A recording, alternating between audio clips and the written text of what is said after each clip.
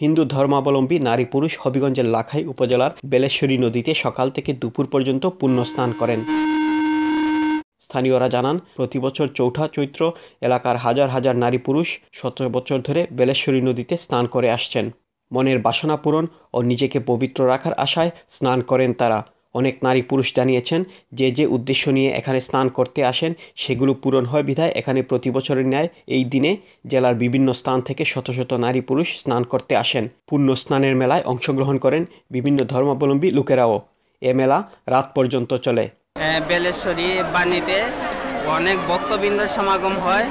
আমরা জানি এখানে পুণ্যস্থানের উদ্দেশ্যে আসে, ভক্তরা মঙ্গল কামনার জন্য আসে। এখানে আসি, এখানে অনুষ্ঠান আমরা সবসময় এখানে আমরা স্নান করি। আমরা যেটা চাই আমরা পাই, এটি আমরা এই জন্যই আমরা এখানে আসি।